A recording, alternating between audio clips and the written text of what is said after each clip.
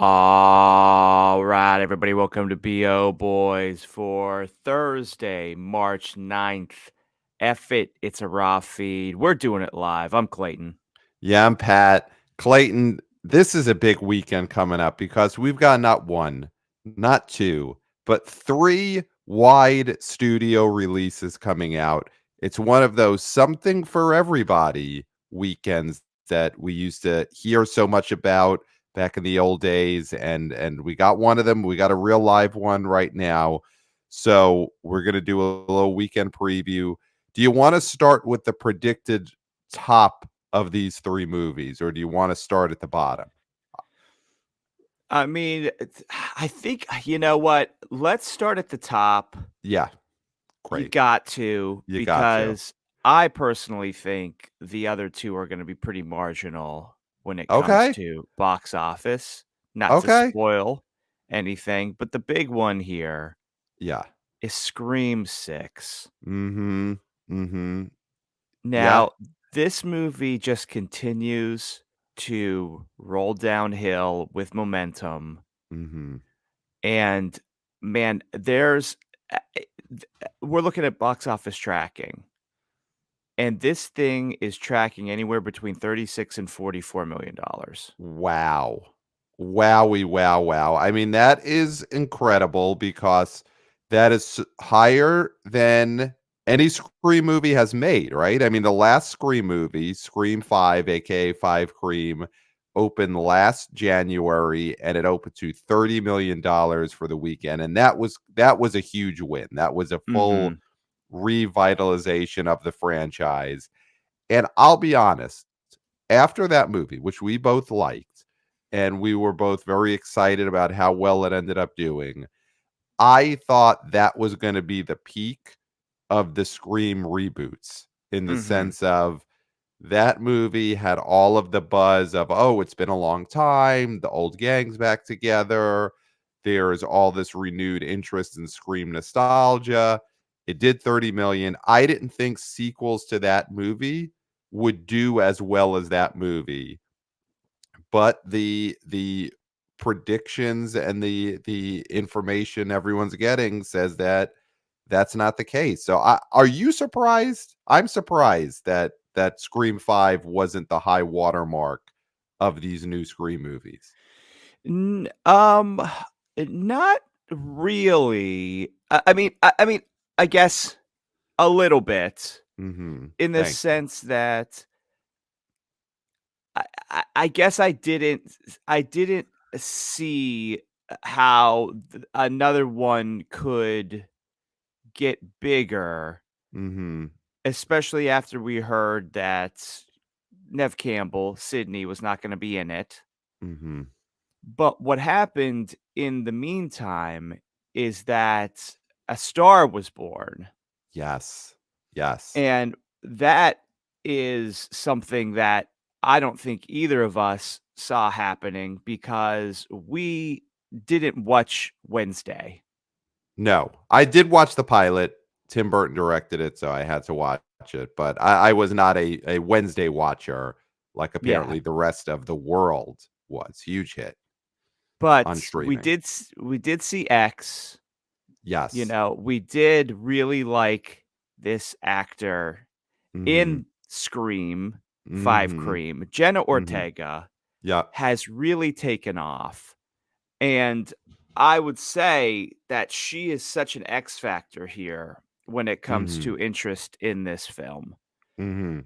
I Mhm. also think people are very excited about it having a different angle. The I think the previews have been spectacular.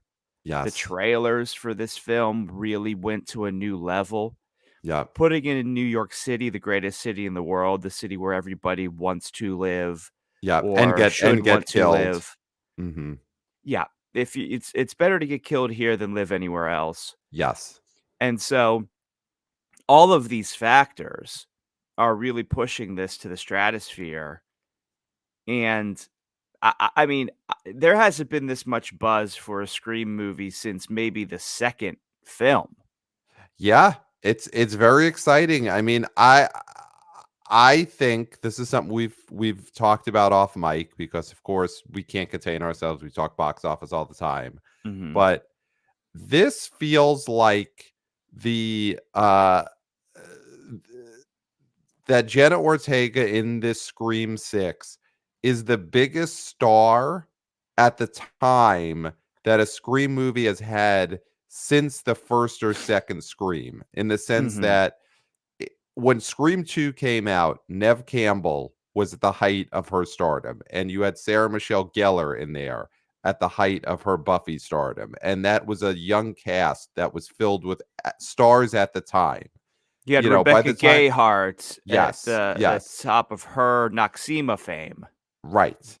And by the time Scream 3 came out, it feels like all the original cast, their stars had started to wane. Of course, by the time Scream 4 came out, they were all at a sort of weird place in their careers. Not, Courtney Cox was far removed from Friends. Neve Campbell wasn't a hot star anymore. They added Emma Roberts, but she was never a star.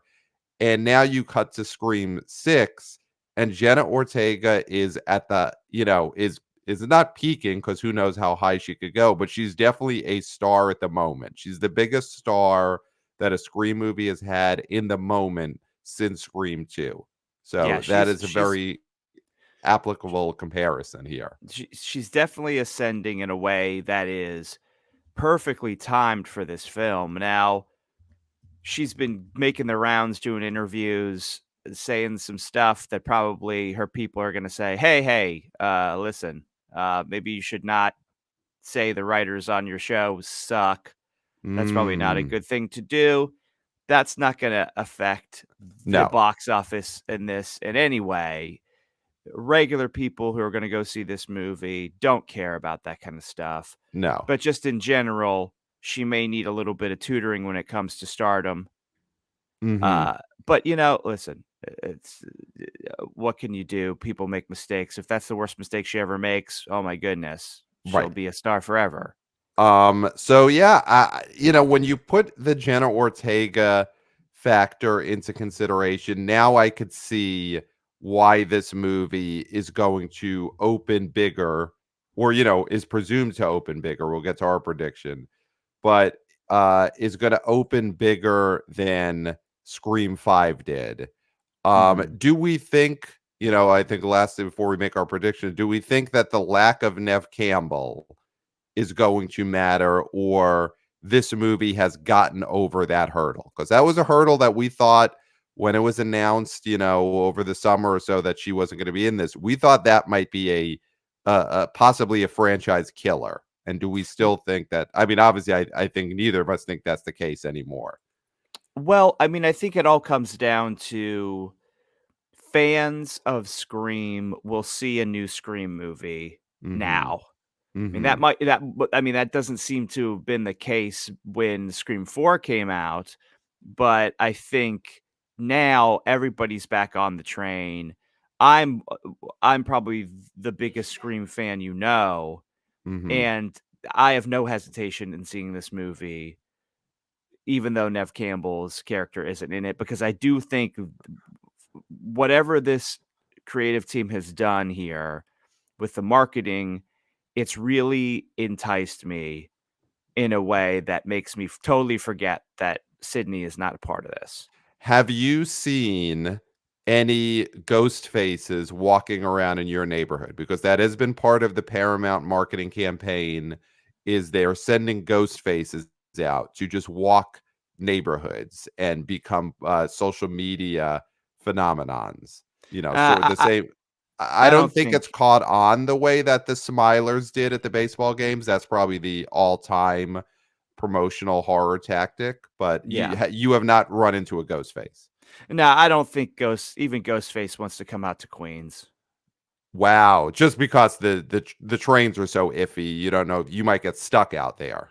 Yeah, I mean, listen, if you're a Ghostface, you're gonna hang out in Brooklyn. You're gonna hang out in the Lower East Side. Right, right, right. I have not seen a ghost face. The neighborhood where I live, if I saw a ghost face, he'd probably be pushing a baby carriage. Mhm. Which I think that would be a viral site. They should get some Yeah, Park Slope ghost faces out here, and absolutely. to sort of lure in the families. But what you're saying is pointing towards something that Paramount has been really great at, Hmm. and it continues to be great at, which is, promoting their movies, spending money to promote Yeah. their movies theatrically. Oh my god, can you believe it? Yep. Did Yep. you that works still? Yeah, it will always work. It will Yeah. always work unless the movie is a total canary that Right. it's gonna work, right? And this So movie looks like it's gonna be good and fun. As we've yes. said before, the most important thing is this movie, even though it's a slasher, even though it's dark, it Right. looks fun. Yes. Yes. Yes. And a Well, who done it. I think the who done it element of this is very strong. Where 5, yeah, it's always like who's the killer, but this one's really like who's the killer. I think every Scream fan is like, what are they gonna do here? Who right. is the killer? Right. Right. And it is amazing. 6 screams in, and people are still invested in who's the killer this time, which, Yeah, long lost cousin or nephew of someone from the first movie used to date, who decided to be Ghostface this time. We still care. And most that is consistent horror franchise there's ever been. yes, yes. And that's a testament to Paramount, great marketing. They put money behind it. They believe in theatrical. So, another movie opening this weekend that I would say the studio does not have quite as much faith in their movie as Paramount has in Six Cream is the movie 65. And that comes from Sony Pictures. And I definitely am feeling that this movie is starting to feel a little bit like a big studio dump. This is the Adam Driver star. It is and this is not a spoiler because this twist is in the trailer. It's a movie about a man from space who is in a spaceship, and a spaceship lands on another planet. And it turns out that he's landed on Earth 65 million years ago, and he's got to fight a dinosaur. So Mhm. that's the premise. It's a interesting premise. It's a solid action B movie premise, but it does feel like, and maybe I'm wrong, you tell me if you don't feel this way. It feels like Sony knows it's got a big dinosaur turd on its hands and it is treating it thusly. Well, it's only opening in 3,200 theaters, which, that I That's mean, pretty big. that's a wide release, but they're not blowing this thing out, right? And Right. that could also be, there's just not enough screens for it at the moment. You got Right. Creed 3, you got Yep. Scream 6, you got Right. Ant-Man Quantumania still kicking as much as it Right. can be kicking. Right. So, that's probably the case. But yeah, this feels to me like, let's get runoff. Let's Mhm. get runoff from the showings of Scream 6 that are sold out, Mhm. and the Creed 3 PLFs are sold out. Mhm. So and, oh, I've seen Ant-Man the Wasp, and I'm not doing that to myself again, so maybe I'll see 65. Mhm. I think that's what they're aiming for, is that when there's a lot of bodies at the theater, some of them are gonna end up at 65 just by getting shoved in there because things are crowded, you're in a hallway, you end up in Right. 65 and you're like, "Well, I sat down. Am I really gonna get up? Am I really Right. gonna walk? Right. Right. I got my popcorn, I got my nachos, I got my pretzel bites, I've got my good and plenties. I'm not gonna stand up and walk. I'll watch this. Right. I like Adam Driver. Dinosaurs, fine. I like Jurassic World. Okay, let's see what this is. Right. I think though that's a strategy that is a much harder in this day and age when people buy their tickets ahead of time. Now, of course, not Yeah. everyone, huh? Huh. There's definitely walk up is this, huh? Different Huh. strokes for different folks, huh? But Huh. back in the day, people would just go to a movie theater, have a loose idea of what the show times were, kind of want to see a specific thing, and there'd be a chance they'd get there, movie be sold out, they'd go see something else. And that's obviously a movie like 65 in the past could have benefited from that, when they opened against a big movie like Scream. But nowadays, people are buying their tickets ahead of time on their phones. They're showing up with a ticket already in hand. So there's not going to be a lot of people who thought they were going to see Scream or Creed 3 and instead get stuck and just have to go see 65 by default. If you can't get Yeah. tickets to the movie you want to go see, you're probably not going to go that night. You're going to go when you can get the ticket. So 65 is not going to get a lot of Creed 3 is sold out, Scream 6 is sold out. I guess I'll go see the dinosaur movie. It's not a great Yeah, strategy, but we live on the coast. We're coastal elites, of course. and we have all the high technology. Yeah, we have all the We have gadgets. we're our network is strong. The internet Right. around us is strong. You gotta Yeah. think there's places in the country where there is walk-up business because they don't use their cell phones like that. Like, there is still walk-up business depending on what the movie is. Now, with Yeah. 65, a walk-up like, something like Creed 3, I think, had a lot of walk-up business. Jesus Revolution had a lot of walk-up business, you Right. know? Right. But is 65 a walk-up business type of movie? I mean, in that sense, I agree with you, it's not, you Well, know? let's break down why we think that Sony is semi dumping this movie. I mean, a big thing, and we're not critics, huh? And Huh? critics aren't the end all be all, huh? Huh? But they are not screening this movie for critics. Not that they're Always a even bad like sign. pushing it late or try to make it last minute. It seems like this movie is not going to screen at all for critics. Critics are going to have to go pay for a ticket to write their reviews. That is a bad sign. That's a That's bad terrible. sign because it's very surprising if the critical reviews are good on a movie where they don't screen for critics. That is Mhm. almost never happened in the history of Earth. Yeah, yeah. Um, so they know they probably have a critically to be maligned movie on their hands. They've got a premise that's interesting, but also at the same time very easy to make fun of. Mhm. Um, and they've got a movie where the the central premise of it, dinosaurs, never works unless you're a Jurassic Park movie. Mm. As much as it may seem like a great movie concept to do an action movie with dinosaurs, dinosaur movies, if they're not Jurassic Park, historically always bomb. Mhm. For whatever reason, people only trust they only trust the Jurassic logo when it comes to dinosaurs. And otherwise, you've got Land of the Lost, you've got The Good Dinosaur, Famous Bombs. You don't really have any other serious dinosaur action movies. They're all straight to VHS, bargain basement schlock. There Mhm. aren't really other Jurassic Park competitors. 65 is almost one of the first ever big screen, big budget, serious dinosaur movies that we've ever Yeah. had. There just is this bar where audiences don't buy dinosaurs unless Spielberg is at least an exec producer. True. I mean, they're slapping from the I think what is it? The writers of the Quiet Quiet Place. Place, and it's like, well, if it's the guys who originally came up with that idea, Krasinski kinda took that and made it his own, so I don't necessarily know if that means that this movie is gonna be some spectacular, written film.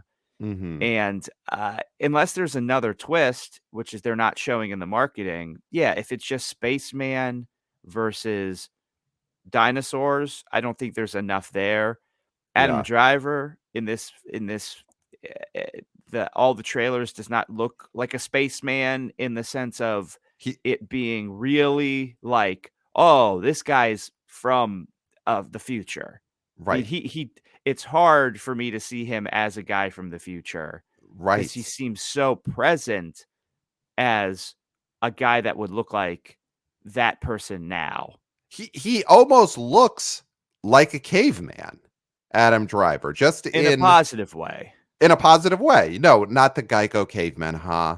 He Huh. looks like just a rugged man from the past, not a man from the future. If you told me he was either a man from the future or a man who lived with dinosaurs, he looks like a man who lives with dinosaurs. That lessens the Mhm. twist of this movie. Um, so I think that yeah, Adam Driver, great actor, very famous person, but not a movie star who's ever really opened anything. So No, that's not a butts in the seats guy, and that's a huge issue too, but at this point, who is? Because if you who put Ryan Gosling in this, he's not gonna move the needle any more than Adam Driver would. probably more. I mean, Barely more. I think a He Ryan Reynolds does, but then you've got a different movie where Ryan Reynolds is sort of like quipping with the dinosaurs, and I do think that would be more popular. I think a Ryan Reynolds making sarcastic quips, basically playing Deadpool fighting a dinosaur, will yeah. do better than Adam Driver um trying to do dramatic acting versus the dinosaur. I mean, I think we're running into the thing that's making me want to go really low on this movie is that I can't think of a single actor Right. that could be put in this premise that would make this a actual hit. Like you said, Sure. Ryan Okay. Reynolds would do better, Right. but he wouldn't do substantially better to make this not a disappointment for So Sony. I'm gonna throw one out there. Let's use this as our over under for predictions. So Jerry Butler, the king of the sort of low budget action movies. Oh, yeah, but then His this last movie looks film, like crap. Then this movie, the dinosaurs are gonna look like claymation right, if this is a right. Jerry Butler movie. So you can't pick him because Well, this movie is too big for him. let's say though that he was plugged directly into this movie. For whatever reason, they made the movie at the same scale and it's Jerry Butler instead of Adam Driver. Do you think this movie, same movie, Jerry Butler, spaceman who goes to the past and has to fight a dinosaur, same level of special effects, does it open better with Jerry Butler than it theoretically will with Adam Driver? I gotta say no, because I don't think that's in Jerry Butler's his wheelhouse as much as you think it is. Okay. Like, I think Jerry Butler is the guy who gets down and dirty. He's punching stuff. He's being a man. This movie is too slick and special effects driven for him, I think, at this point in his career. So So I just don't it's hard for me to imagine it. I don't think it does any better. So let's then use Jerry Butler's last film, Plane, as our over under. So Jerry Butler's last film, Plane, opened January 13th. Very low budget movie where the premise was a plane crashes somewhere and the pilot has to fight terrorists. That's basically the premise of that movie. And it opened to $10.2 million. So Plane is a action movie that cost way less than what we presume this dinosaur movie cost. Is Mhm. 65 gonna do a plane? Can it outgross plane? No. Or wow. No, this is and it's tracking at single digits, and there's no reason why it would go any higher because, I I mean, who's gonna go see this movie when Scream 6 is out? When Yeah. Creed 3 is out? When Cocaine Bear is still kicking it? Like, So n yeah.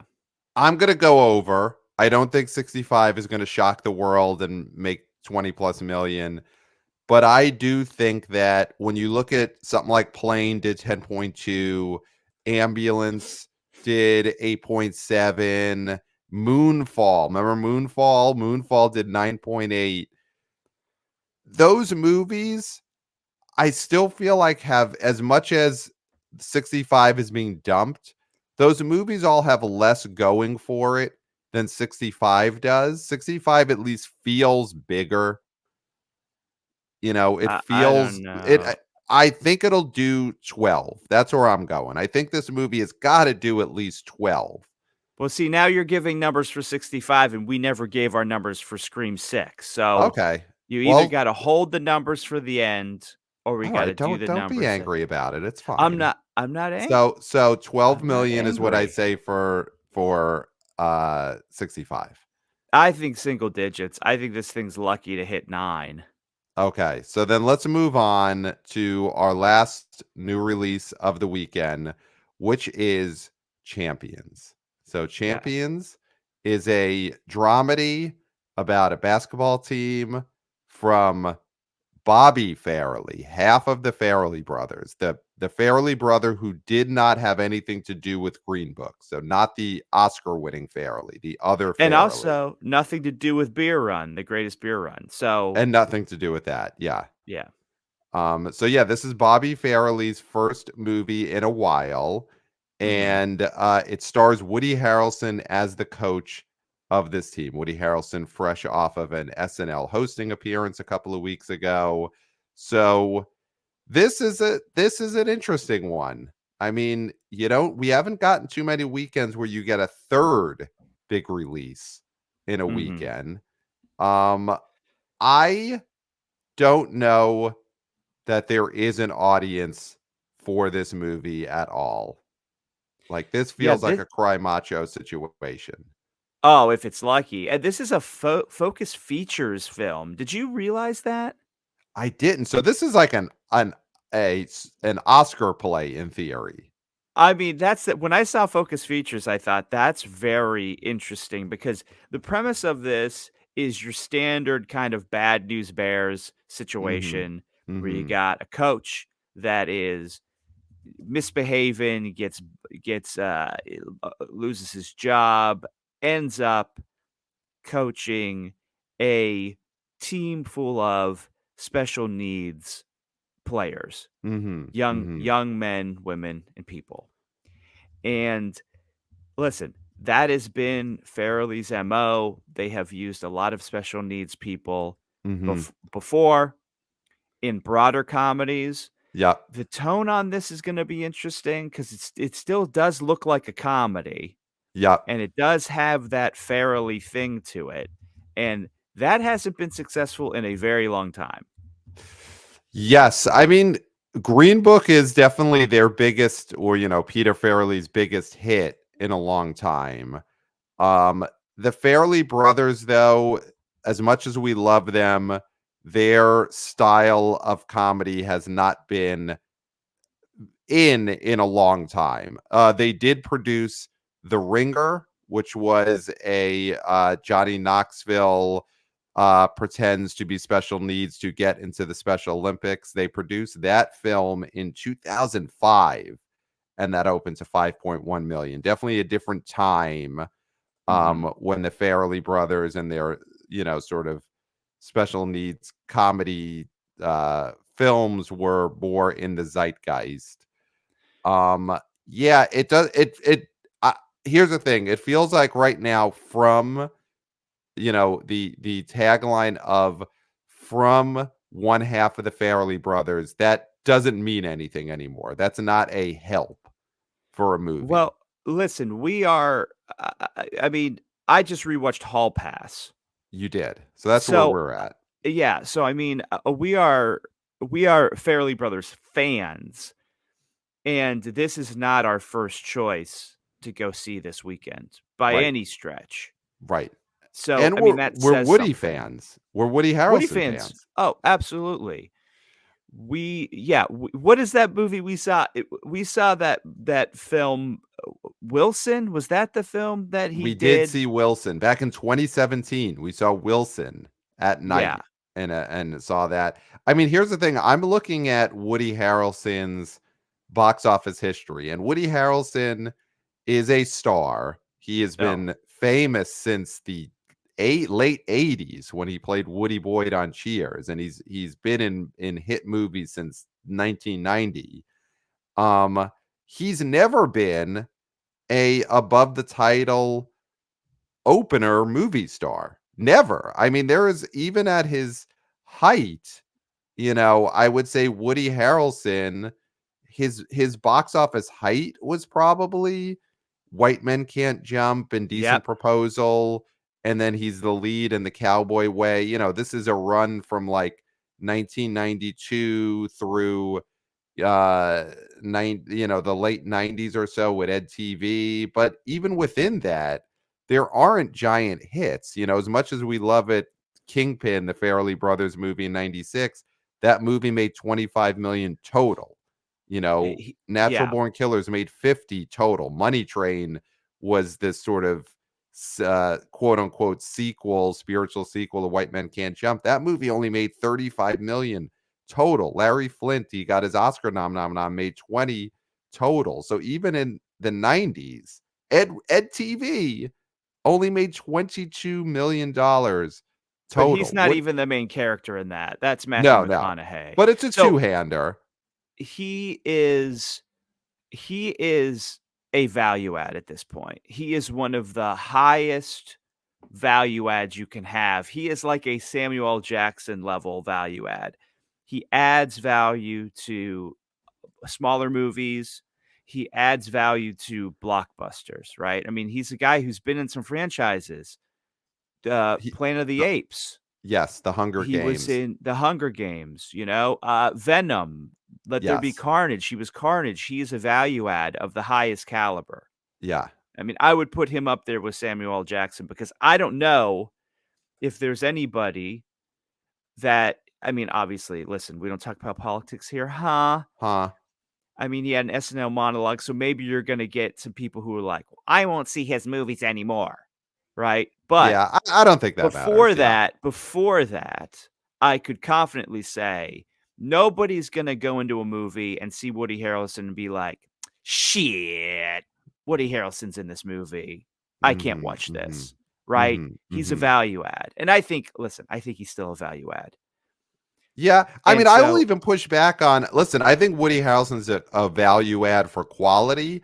I don't think he's comparable to Samuel L. Jackson in terms of being a value add for box office, because Samuel L. monetarily, Jackson has had plenty of even non-franchise value add situations. I think Woody Harrelson, when you look at his box office resume, is, I'm sure people like every time he's on screen. Again, I think he's a great actor and a liked presence, but he's not even really a value add for movies because he's been in a couple of franchises. Zombieland is, I oh, would that's a big say, one. that's his biggest. Woody Harrelson is the star of this movie. Success is Yeah, but that's, I mean, look Zombieland, at that's and such a and yeah, Emma Stone is in that too. right, Eisenberg when he was hot, like, exactly, I mean, hot, career-wise, not I'm yeah, not yeah, making a judgment on anybody's physicality here. right, But, yeah, so, I mean, I do think he works best in those sort of it's Woody yes, Harrelson plus this, plus this.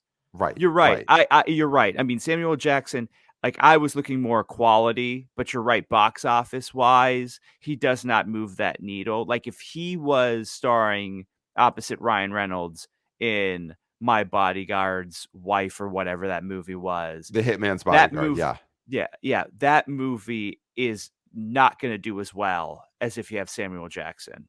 100%, exactly. So, all to come back to I mean, we saw Champion. that with the Man from Toronto, which was a movie that went to Netflix, and I'm sure it got a lot of looks on Netflix.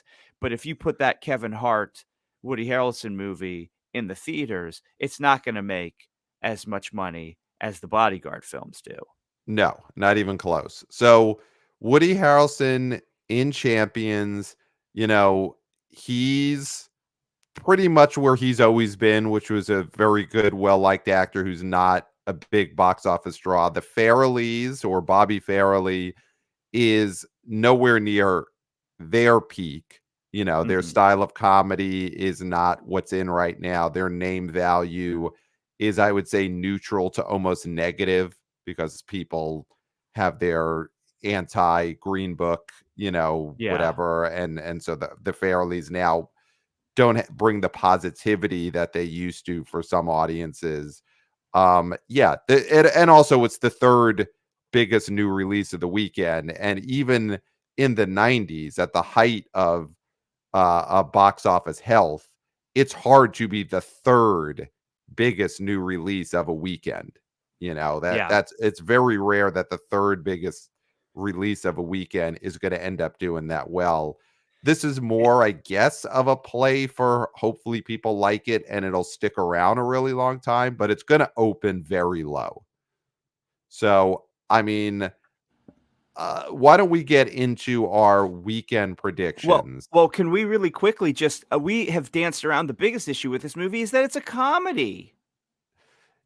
And Yeah, it's a comedy that isn't an action movie or like Cocaine Bear, right, right? right, It's a comedy without any of the trappings that make comedies work nowadays, which right. is comedy plus superhero, comedy plus action and violence. This is a straight up comedy, and those don't do well at the box office. They just simply don't. I think though they are pushing it as a dramedy. They're pushing it as a movie where it's it's not Kingpin, or The Ringer, in the sense where The Ringer, that movie, you're going because you're planning to laugh a lot. I think with Mhm. Champions, they are kind of telling you you'll get enjoyment out of this movie because of the story and the characters, and you'll feel invested. I don't think It's they're like Little really Miss selling. Sunshine. Yeah, Sort of exactly, thing, which is an exactly. old reference, but that sort of like, "Hey, Yeah, it's a comedy, but also you're gonna cry," or yeah, whatever. yeah. So I Yeah. think with Champions, And it's those not movies being. don't really make money anymore either. Yeah, and definitely not opening weekend. I think the thing with Champions is maybe it's really good and Mhm, maybe it sort of has great word of mouth and people go see it over the course of the next couple of months, but it's definitely not going to open big. mhm. So why don't we get into our predictions for this coming weekend? And for Scream, we could put a dollar amount on it. I apologize profusely that um, we didn't put a dollar amount on it earlier. So let's start with, would you like to go first in your top five predictions for the weekend? Yes. I say Scream 6, Slam Doink number 1. Mm-hmm. Now, the high water mark for the Scream franchise, opening weekend wise, was Scream 3 in February of 2000, Mm-hmm. February 4th to be specific, opened to 34.7. Now, the last Scream movie opened to 30. All projections say that it's going to beat both of those numbers. And some, Box Office Pro being one, say this movie is going to make it into the 40s. And I agree with them. I Wow. think this movie is gonna make $43 million Wow. because I think that there's gonna be a lot of buzz on this movie. If this movie is awesome the way the buzz is, it's truly awesome after people see it. The word of mouth is gonna drive people on Friday, on Saturday, on Sunday to go see this movie, and I think we can see this movie inching up and inching up and inching up over the weekend. I mean, I think we're gonna see another at a smaller level, another thing that happened with Creed 3, which was like it just keeps building, building, and Mm-hmm. building momentum, right? So that's my call. Number 1, Scream 6, $43 million. Number 2, Creed 3 Mm-hmm. is gonna drop probably around 50%, I would say, Mm-hmm. at number 2. It had such a big opening. I do think it's still gonna continue to do well, but it's Mm-hmm. gonna be number 2 for sure. Here's where we get into some weirdness because I mean, is 65 gonna beat out Ant-Man? I I mean, probably, maybe, who knows? But it's too close at this point, and that's bad for 65. But I'm still gonna say 65 is number 3 because I do think people don't wanna have to go see Ant-Man and the Wasp again. Mm-hmm. With that, my number 4 is gonna be Ant-Man and the Wasp. It's gonna have another drop that's not as huge as the last 2, because at this point, if it drops another 70% or 60%, that's terrible.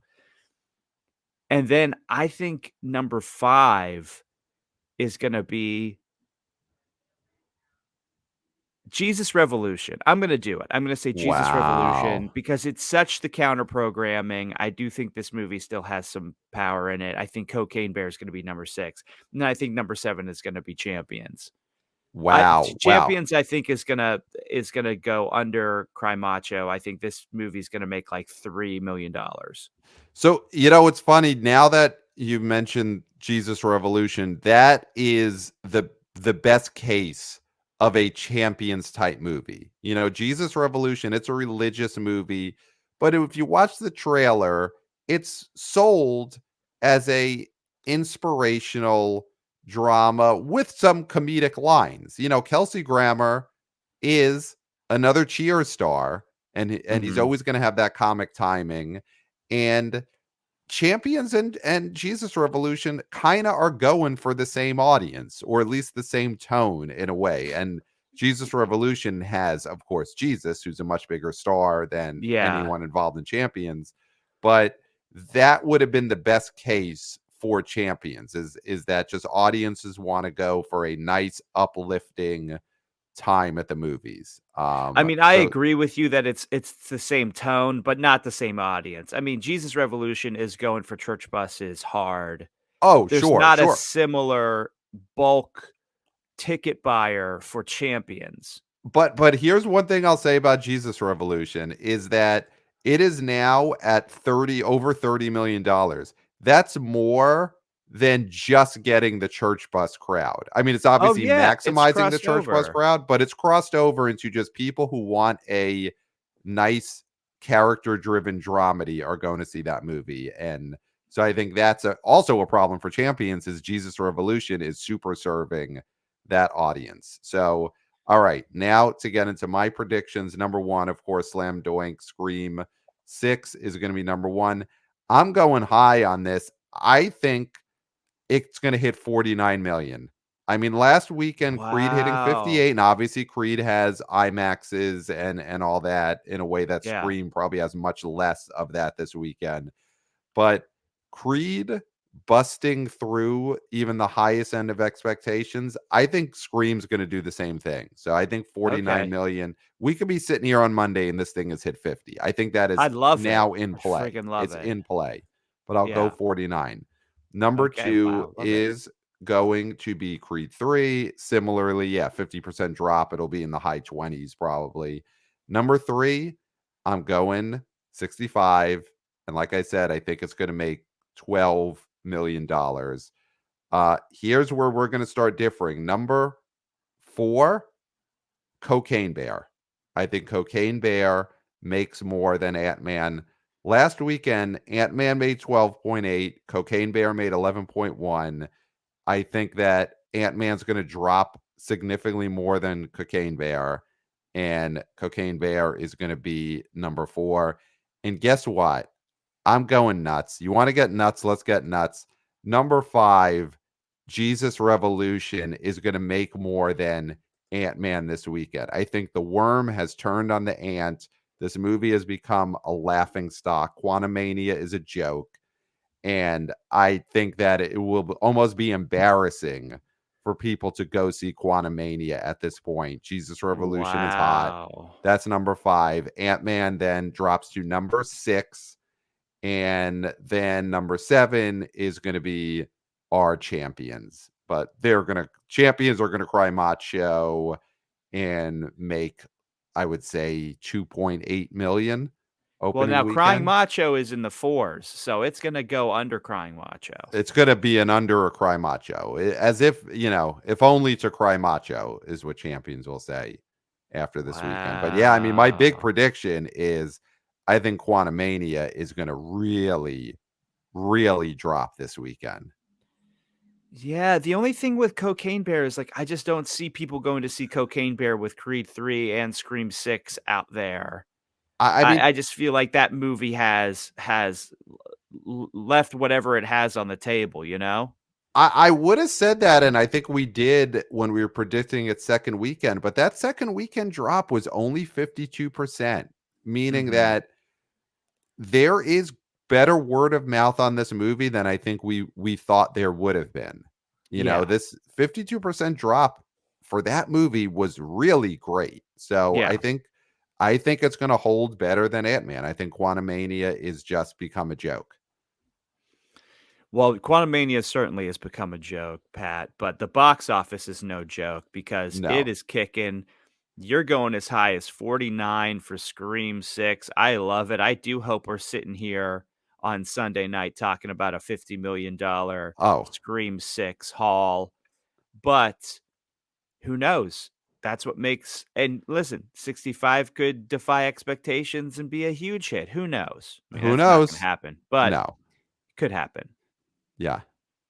So before we go, we promised that we would read it on today's episode. So I just want to read a email we got from wannabe oh boy Danny, who of course is the host of I Screen, You Scream, for number Number four 4. movies. Great podcast, and he wrote us about his experiencing Creed 3 on his birthday. So subject line of this email was "Boots off the ground theater report" with an exclamation. So this is from Danny. Love it if you guys share my latest boots of the ground report about what's going on in my local theater. Friday, March 3rd, on my birthday, there was a winter storm happening as I made it to half hour on Creed 3. There were some difficulties going on with the screen a few times, and it got some people to leave the theater unsatisfied. But then afterwards, the theater ended up playing everything well okay, and the employees were able to hand me a free movie ticket to show support about the situation. But if you think technical difficulties happened on one night, unfortunately, the following day, on Saturday, March 4th, they were dealing with power outages on the day where a lot of seating were refunded on that day. Another local theater also had power outages as well. So my point of this boots of the ground report is that Saturday's opening day could have been a little more, and it would have made over 60 million opening weekend. Then he goes on to say, for me, Mother of Nature may have almost ruined my birthday with a dumb storm that would have ruined my experience, but thank God my theater managed to grip on longer and played Creed 3 for the rest of the movie. Great movie. And my full review is now available on my podcast and my YouTube channel. Thanks for reading. Thank you, Danny, for that boots of the ground report. So basically, listen, there are storms, and sometimes they could even affect movie theaters. And maybe Creed 3 would have gotten over 60 million if not for storms knocking out power in some of the movie theaters. So Yeah. And I don't know if there's any inclement weather heading our way this weekend. I don't believe so. I don't think so.